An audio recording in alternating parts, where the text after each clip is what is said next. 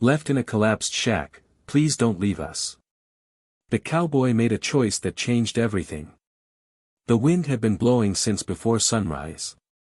It came across the flat open land without asking permission, moving through the dry grass, bending it low, then letting it stand again.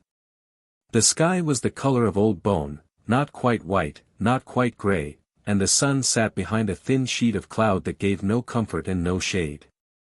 Eli Cade had been riding since the night before. He was not a young man anymore.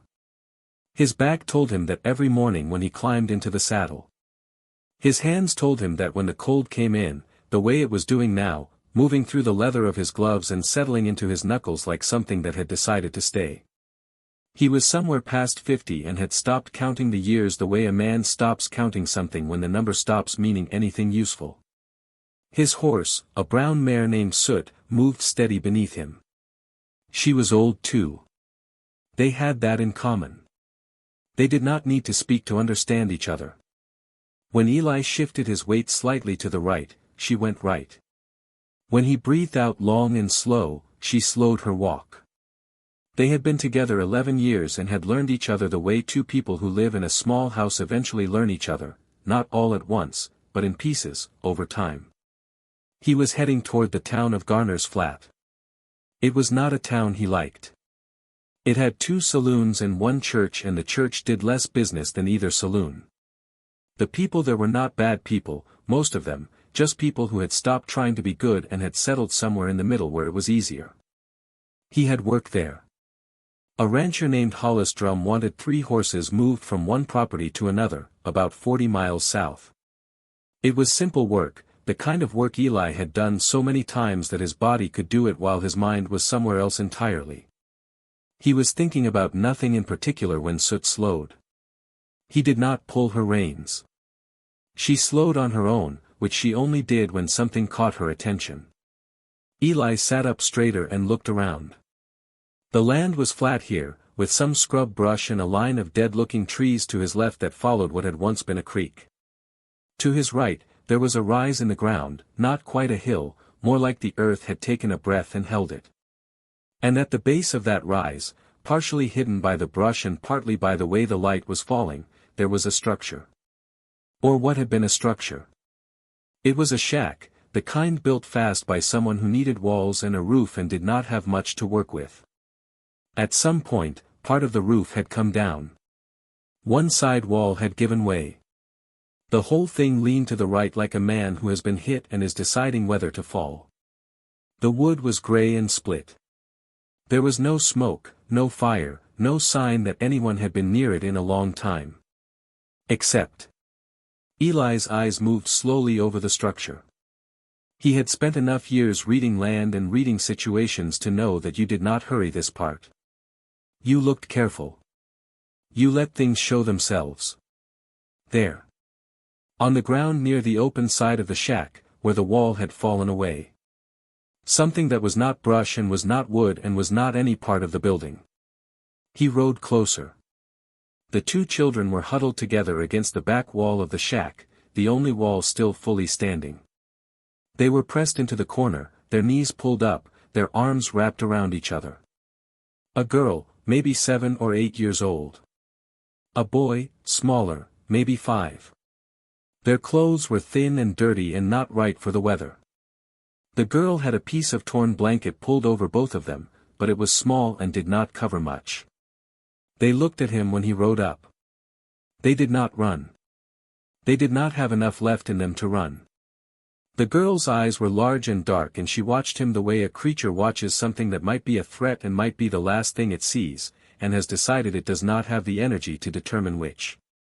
The boy had his face pressed against the girl's shoulder. He turned slightly to look at Eli, then turned back. Eli stopped Soot about 10 feet away. He did not get down immediately. He sat and looked at the children and let them look at him and did not make any sudden movement. "Hey," he said. His voice came out rougher than he intended. He cleared his throat. "Hey there." The girl did not answer. "My name is Eli," he said. "I'm not going to do anything. I'm just going to sit here a minute." He sat.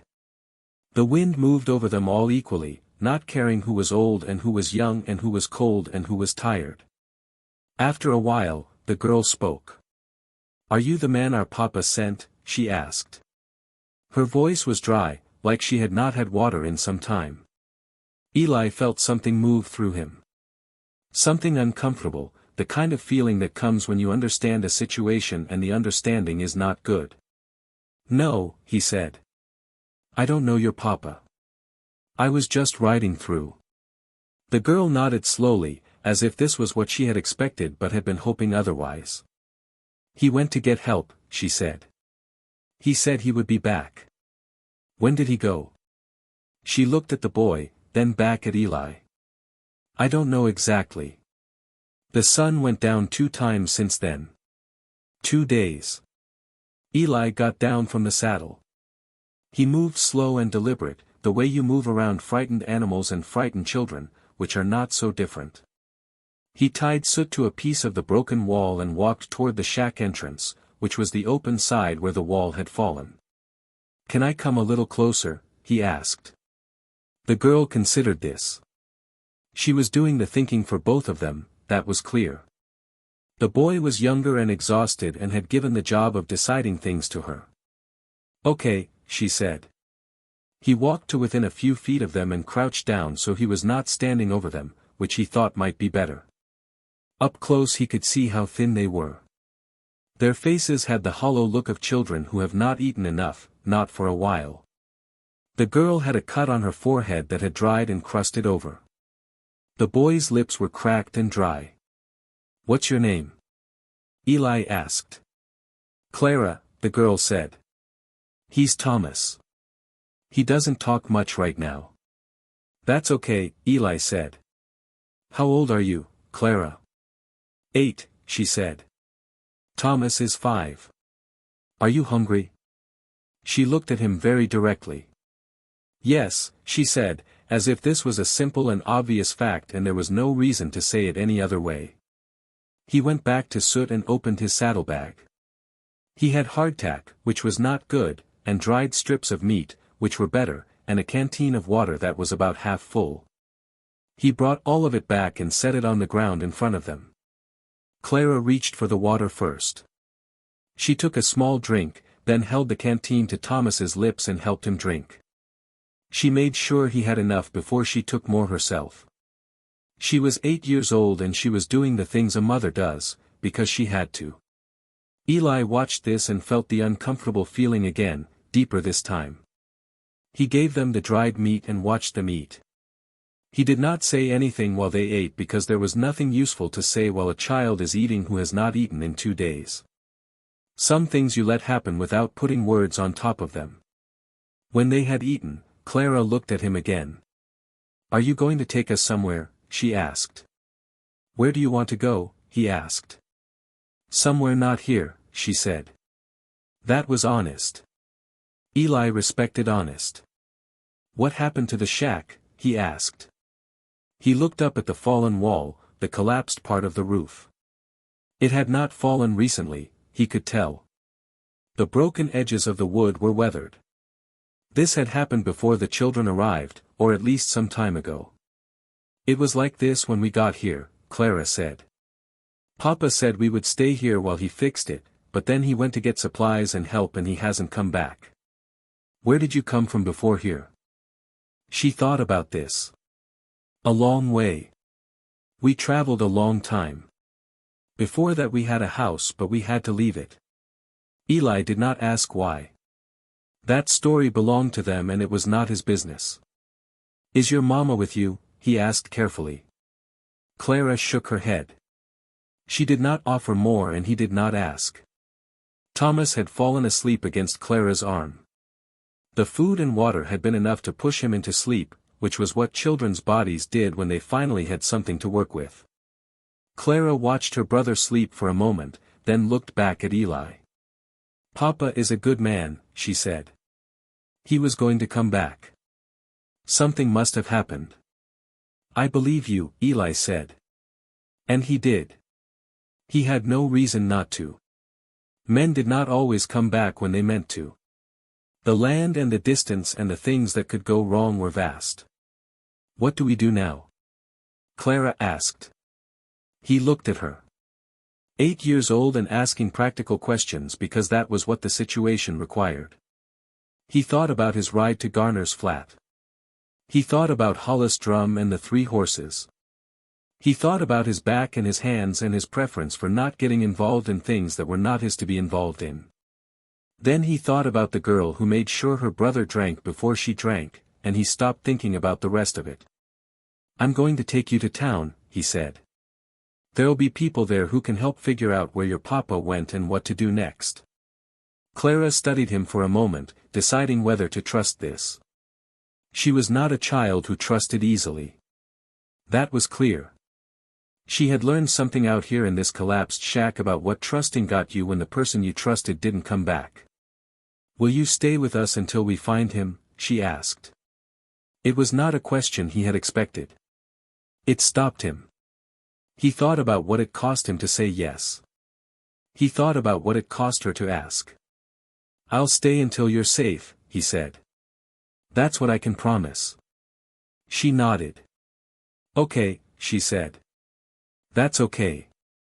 He let her wake Thomas gently, and he watched how careful she was about it, how she spoke softly and held him while he came back to being awake and confused and then settled when he saw his sister's face. He thought about what this girl had carried in the 2 days since her father had gone. The fear of it. The responsibility of keeping her brother calm. The job of staying alive when you are 8 years old and do not know what else to do. He had not planned for any of this. He had planned for 40 miles of riding and 3 horses and a simple job. But plans were things you made before you knew what you were riding into. He helped Clara up, and then he picked Thomas up, who was still half asleep and did not protest, just rested his head on Eli's shoulder with the complete trust of a small child who has run out of resistance. Eli held him and was surprised by how light he was, and then not surprised, because he had not eaten enough. He set Thomas on Soot in front of the saddle and helped Clara up behind, then mounted behind her. It was a full load for an old mare, but Soot was steady and did not complain. They rode. Thomas fell back asleep within minutes, held in place by Eli's arm across the saddle. Clara sat straight and did not sleep. She watched the land go by with an expression that was hard to read, something between relief and a grief she was not done with yet. After a while, she spoke. "My papa's name is Reuben Marsh," she said. "In case someone needs to know." "Reuben Marsh," Eli repeated. "I'll remember." "He's tall," she said. "And he has a beard, but not a big one. He wore a brown coat. He was going to a town called," she paused, trying to remember. "Parsons Well. He said it was the closest town." Eli knew Parsons well. It was about 30 miles northeast of where they were. Not so far, for a man riding hard. But a man on foot, if his horse had gone lame or run off, that was different. And there was everything else that could happen between a man and 30 miles of open country. A broken leg. A fall. A river running higher than expected. Being caught out in weather. He did not say any of this to Clara. "That's good information," he said. "That helps." She seemed to find some comfort in that, in having information that helped. It was something she could do, and she was a child who needed to be able to do something. Garner's flat came into view in the late afternoon. It was not much to see. A main street with buildings on both sides, most of them in need of paint and several in need of more than paint. A water trough. Some horses tied outside the saloon. A few people moving on the street who looked at Eli and the 2 children with the flat curiosity of people who have seen strange things come through their town before. He rode to the building that had a sign reading General Store and Dry Goods because in his experience the person who ran a general store knew everything about a town and was more useful than anyone else when you needed information or help. The woman behind the counter was somewhere in her 60s, short and broad-shouldered, with gray hair pulled back and reading glasses pushed up on her forehead. Her name, he would learn, was Nora Fitch, and she had run this store for 22 years and had seen most of what life could put in front of a person. She looked at Eli when he came in with the two children and she did not ask a single unnecessary question. "Sit them there," she said, pointing to a bench against the wall. "I'll get water and something to eat." "They've had some," Eli said. "But more wouldn't hurt." No, it wouldn't. She was already moving. She was a woman who moved through what needed to be done without delay. Eli settled the children on the bench. Thomas looked around at the store with wide eyes, the shelves of goods, the smells of wood and spice and leather, and for the first time since Eli had found them, the boy's face changed. Something loosened in it. He pointed at a jar of hard candy on the shelf and looked at Eli. "Not mine to give," Eli said. "But maybe." Nora Fitch came back with water and cold biscuits and looked at the children eating and then looked at Eli with a question on her face.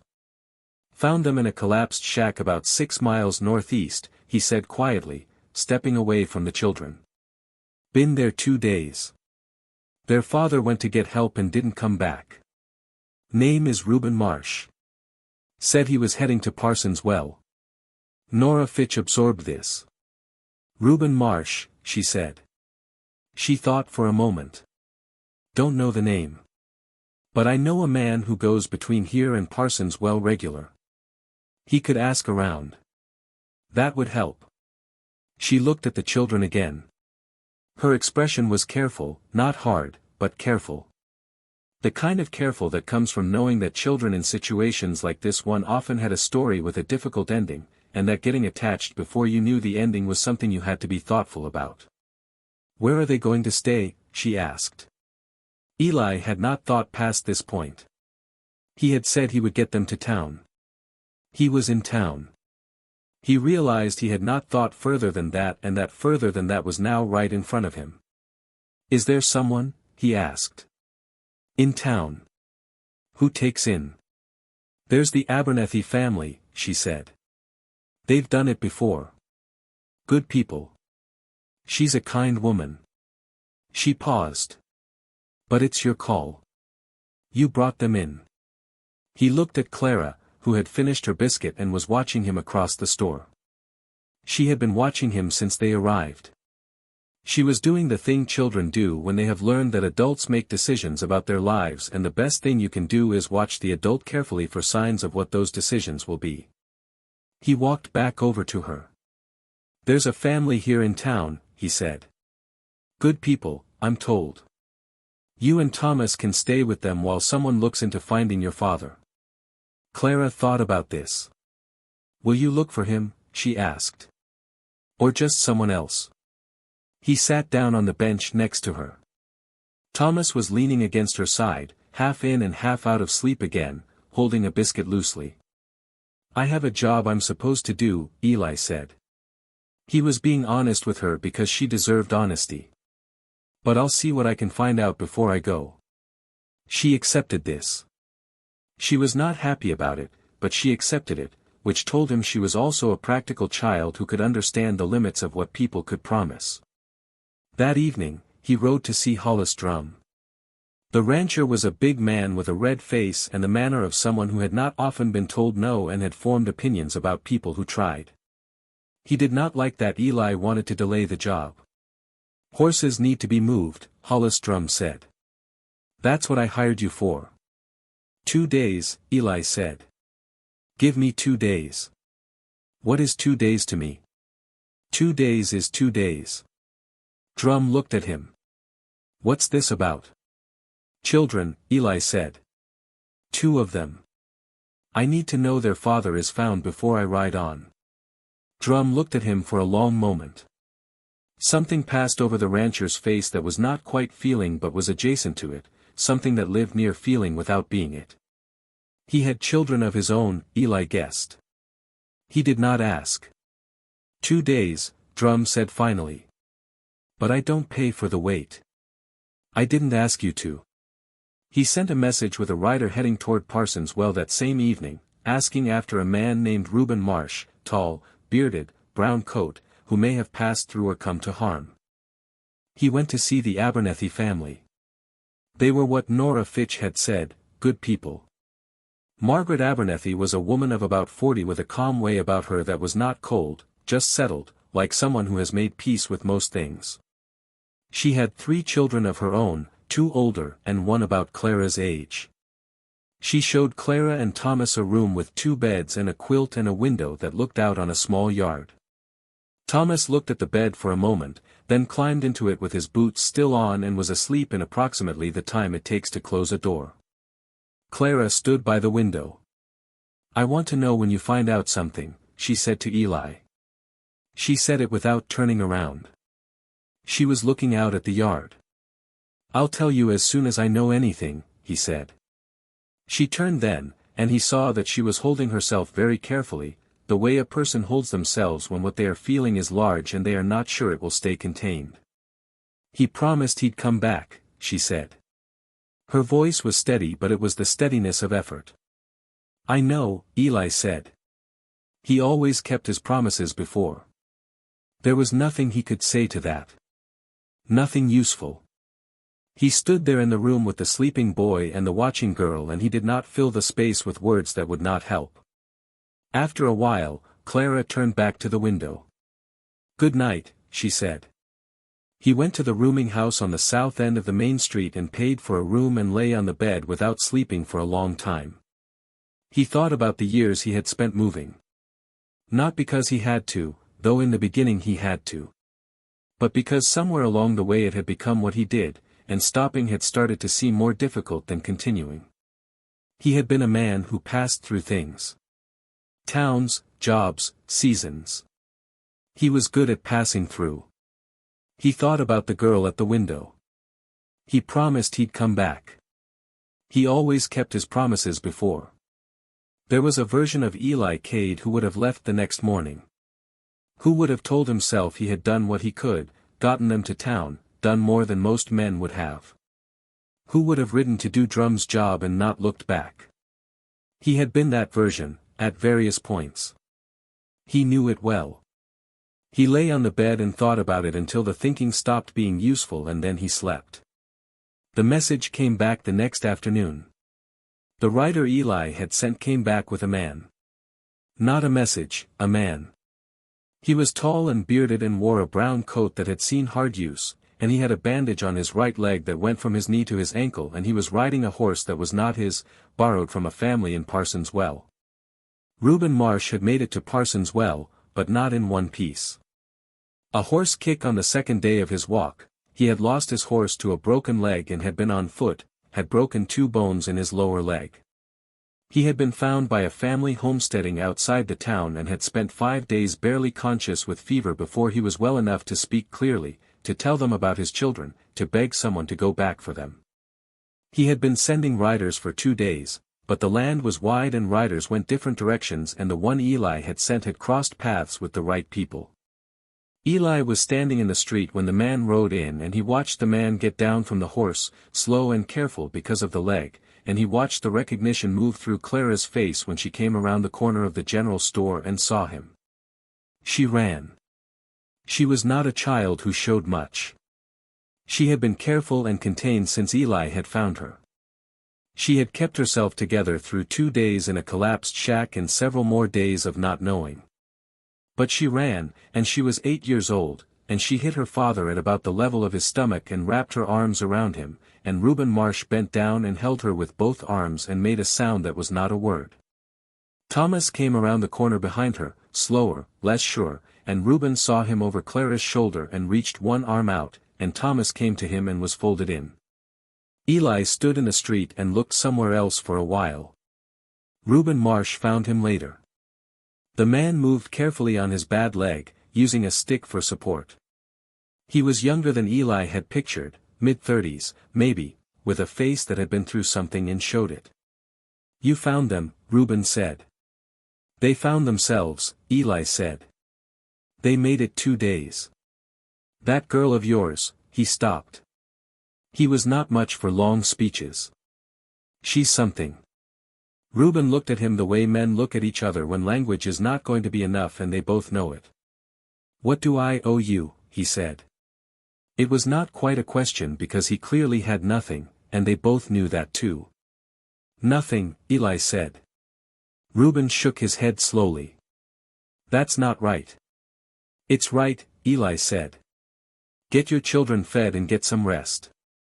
Fix your leg proper. That's what you owe. The man stood there. Eli could see he wanted to say something that would be equal to what he felt, and could not find it, which was the honest truth of the situation because there was nothing equal to it. Thank you, Reuben said at last. Just that. Simple. Take care of them, Eli said. He went to get Soot. Clara found him at the stable. She came in while he was saddling the mare and stood in the doorway and watched him work. He could feel her watching the way you feel weather coming, not with your eyes but with something else. You're leaving, she said. I've got work, he said. Job to do south of here. Horses to move. She came closer. She stood next to Soot and put her hand on the mare's nose and Soot allowed it, which Soot did not do with everyone. You said you'd stay until we were safe, Clara said. You're safe, he said. She thought about this. You kept your promise, she said. I try to, he said. She was quiet for a moment. Then, my papa kept his too. He did come back. It just took longer because of his leg. I know, Eli said. I saw. I wasn't sure, she said. When it was the second night and he hadn't come. I wasn't sure. He stopped what he was doing and looked at her. But I didn't leave Thomas, she said. Even when I wasn't sure. I stayed. I know you did, he said. She looked at him very directly. Because that's what you do, she said. When you say you'll stay, you stay. That's what makes it mean something. He looked at this 8-year-old girl who had learned one of the harder lessons of life in a collapsed shack in the middle of nowhere with no one but a frightened 5-year-old to keep her company. He did not have children. He had not had them. He had made choices, over the years, that had moved him away from the possibility. Not one big choice but many small ones, the accumulated weight of a life spent moving. He had not thought about it much, or had thought about it and put it somewhere he did not visit. He thought about it now. You did right, he said. That took courage. She nodded, accepting this without embarrassment. She was not a child who needed to be told she had done well, she knew she had done what the situation required, and that was different. Will you come back through here? She asked. Maybe, he said. It's possible. My papa says he's going to rebuild the shack, she said. Make it right this time. He has work with a man near here. We might stay. That's good, Eli said. She stepped back from Soot. Okay, she said. Goodbye, Eli.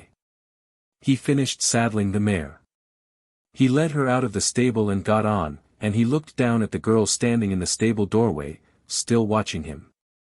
Goodbye, Clara, he said. He rode south. The job was simple, like he had expected. 3 horses, 40 miles, 2 days. Hollis Drum paid him and did not mention the delay. Eli rode back north, not because it was the direct way to anywhere he needed to be, but because it was the direction he went. He passed through Garner's Flat 3 weeks later. He told himself it was on the way. It was not exactly on the way, but it was not far off. He asked about the Marsh family at the general store. Nora Fitch told him they were at the shack, or what was becoming not a shack anymore. Reuben had found steady work and had been rebuilding on weekends. The children were staying with the Abernethys through the winter. He rode out to the site. The shack was not finished but it was becoming something. New wood where the old had been. The fallen wall back up, straight this time, properly braced. The roof half replaced. Reuben Marsh was working on the roof when Eli rode up. He climbed down slow and careful, his leg was healing but not healed, and shook Eli's hand. Didn't expect to see you again, he said. I was passing through, Eli said. They looked at the structure together. "Coming along," Eli said. "It is," Reuben said. "Takes time. Most things do." Eli looked at the walls and the new wood and the careful work of a man making something solid out of something that had fallen down. There was something in that, in the act of it, that he had not been paying attention to for a long time. The building rather than the passing through. He stayed 3 days and helped with the roof. He had not planned to. He had planned to look, satisfy himself that things were all right, and ride on. But Reuben had a bad leg and the work went slowly alone, and Eli was good with his hands and did not have anywhere he needed to be in 3 days that would not wait. On the second evening, Clara came out from the Abernethys to bring food, because Margaret Abernethy sent food with her every day for her father. She saw Eli on the roof and stopped. Then she smiled. It was not a big smile. It was the smile of a child who does not smile easily, and so when she smiles it means something different than when easy-smiling children smile. "I thought you were gone," she said. "I came back," he said. She looked at him for a moment. Then she set the food down on a post and came and stood near the base of the ladder. "My papa says that when the house is done we might stay permanent," she said. "That would be good," Eli said. "He says there's work around here. Good work. And the Abernethys said we can come to their church." "That sounds like a plan," Eli said. She picked up the food again and brought it to her father, who came down from the other side of the roof. Eli stayed on his side, working, listening to the two of them talk below, the sound of a father and daughter finding their way back to ordinary things, to talking about small things, about church and neighbors and whether the new wall was straight. The ordinary music of a family that had almost come apart and was holding itself together now, board by board. He worked until the light went and then sat on the new roof and looked at the wide sky turning colors he did not have names for. He thought about passing through. He thought about what it would mean to not pass through. He thought about what it cost and what it gave, each choice, and whether a man could change the habits of 50-some years. He did not answer that question that evening. But he kept working the next day. And when he left on the 4th day, he told Reuben he would be back in the spring, because he knew of a man selling good timber not too far, and they could finish the house proper with the right materials. He was not sure, when he said it, whether he would do it. He was sure by the time he had ridden 3 miles. He would do it. He would come back in the spring. He would help finish the house. He did not know what came after that, because some things you could only see when you were close enough to them. But he had made a promise, and he had told a girl that when you say you'll stay, you stay. That's what makes it mean something. He was 50-some years old and he had not always been the man he should have been. But he could be that man for a spring. And then, maybe, for whatever came after. Soot moved beneath him, steady and sure, carrying him south for now, with north in the future, and the sky above was wide in every direction, which was the thing about sky, it did not end, and neither did the choices you could make inside it. He rode. The wind moved over the grass and bent it low and then let it stand again. And somewhere behind him, in a town called Garner's Flat, a girl who had stayed when it would have been easier not to was walking back to a warm house with her father's voice in her ears, learning that some people come back, and some promises hold, and that the world, sometimes, when you have held on long enough, gives you something back.